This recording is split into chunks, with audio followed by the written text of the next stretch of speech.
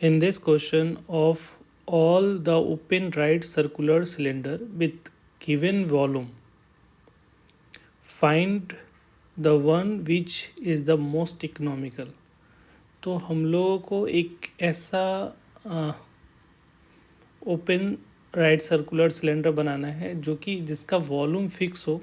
ठीक है, volume given का मतलब वॉल्यूम जो फिक्स रहे, बट वो इकोनॉमिकल रहे. मतलब इकोनॉमिकल कहने का मतलब है कि उसका जो बनाने का जो कॉस्टिंग है वो मिनिमम हो, मतलब कम हो. तो कॉस्टिंग कब आएगा? जब मटेरियल कम लगेगा. तो मटेरियल के लिए कौन रिस्पॉन्सिबल होता है? Total surface area. तो उसका इसका मतलब है इनडायरेक्टली आपसे ये बोला जा रहा है कि मोस्ट इकोनॉमिकल का मतलब ये हुआ कि उसका जो जो टोटल सरफेस एरिया होना चाहिए, total surface area should be minimum. तो हम लोग को टोटल सरफेस एरिया को मिनिमाइज़ करना है. ठीक है, तो एक हम लोग ओपन सिलेंडर ऐसा एज्यूम करते हैं. ऐसा है कुछ ओपन सिलेंडर जिसका वॉल्यूम v है, इसका हाइट को हम लोग h मान रहे हैं और इसका रेडियस को r. तो ये वॉल्यूम तो फिक्स है, तो इसके लिए दोनों रिस्पॉन्सिबल है, हाइट और रेडियस दोनों रिस्पॉन्सिबल होगा क्योंकि ये दोनों पे वॉल्यूम डिपेंड करता है. ठीक है, तो इसका टोटल सरफेस जो इसमें लिक्विड है, तो इसका टोटल सरफेस एरिया क्या होगा? ठीक है, तो सरफेस एरिया का फॉर्मूला क्या होगा? 2 पाई आर एच प्लस नीचे वाला कर्व सिर्फ ओपन है तो नीचे वाला सिर्फ कर्व नीचे वाला का एरिया लेना पड़ेगा, तो उसके लिए πr². ठीक है, तो यहाँ पे दो वेरिएबल दिख रहा है, एक एच दिख रहा है, एक आर दिख रहा है. और इसमें गिवन क्या है? तो गिवन जो है वो वॉल्यूम गिवन है. तो v इजुकल टू इसका क्या होता है? v इजुकल टू πr² होता है. तो इसके बेसिस पे यहाँ पे दो वेरिएबल आर और एच दिख रहा है, उसको सिंगल वेरिएबल, क्योंकि हम लोग को जो पढ़ना है वो सिंगल वेरिएबल पढ़ना है. तो हम लोग यहाँ से एच की वैल्यू निकाल लिया, तो एच की वैल्यू क्या आ गया? v πr².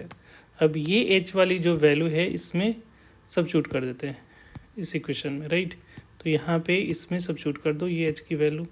तो अब टोटल सरफेस एरिया जो आ रहा है वो 2 πr और एच की value b divided by πr² plus πr².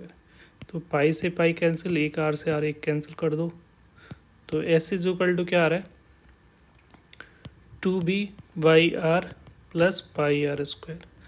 अब यहाँ पे कैलकुलस का यूज़ हो रहा है, तो यहाँ पे अब इसको मिनिमाइज करने के लिए पहले डिफ्रेंशिएट करोगे. तो यहाँ पे कौन सा वेरिएबल? v तो कांस्टेंट है, वेरी कौन कर रहा है? r. तो r के रिस्पेक्ट में डिफ्रेंशिएट कर दो, तो ds/dr क्या हो जाएगा?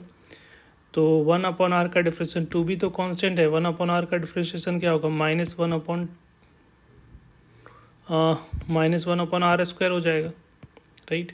एक पावर कटेगा तो ऐसा, और यहाँ पे 2πr हो जाएगा. तो ये इसका डिफरेंशियल, इसको ज़ीरो करके यहाँ से ज़ीरो करोगे क्योंकि यह क्रिटिकल पॉइंट निकालना पड़ेगा. तो ज़ीरो किया तो यहाँ पे 2 तो कैंसिल आउट हो जाएगा, यहाँ से 2 कैंसिल आउट हो गया.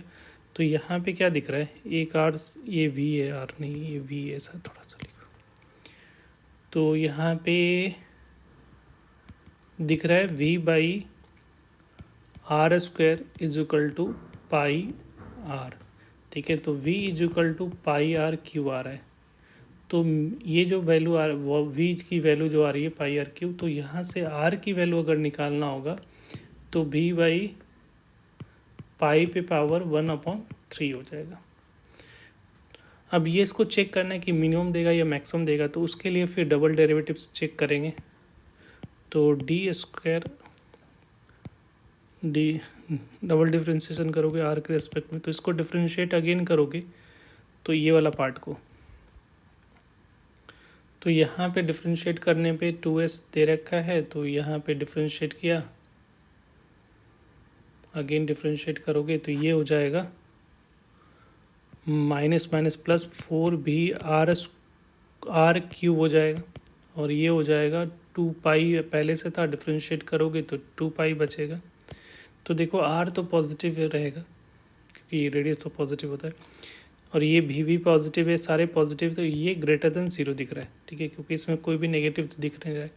तो इसका मतलब square upon d r square at r की वैल्यू भी बाई पाई अपॉन 3 पे इसकी वैल्यू क्या आ रही है, पॉजिटिव आ रहा है। इसका मतलब ये जो वैल्यू देगा वो क्या देगा, मिनिमम। जब पॉजिटिव होता है तो मिनिमम, निगेटिव होता है तो मैक्सिमम। ये मिनिमम होगा और ये वॉल्यूम जो होगा वो ये वॉल्यूम भी क्या होगा, मिनिमम होगा। ठीक है,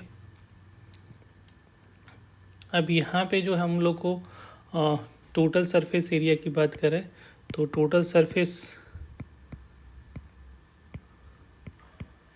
area is minimum for R is equal to V by pi 1/3 पे इसका जो होगा वो मिनिमम। तो अगर निकालना चाहते हो कि इसका रेडियस तो निकल गया, अब इसका हाइट निकालना चाहते हो तो हाइट के लिए अगर हम लोग को पहले से वॉल्यूम क्या होता है, पाई आर स्क्वायर एच, और यहाँ मिनिमम के लिए कंडीशन हम लोग को निकाला पाई आर क्यू, तो पाई आर क्यू, तो ये पाई से पाई कैंसिल, आर स्क्वायर, तो ये चीज़ इक्वल टू आर।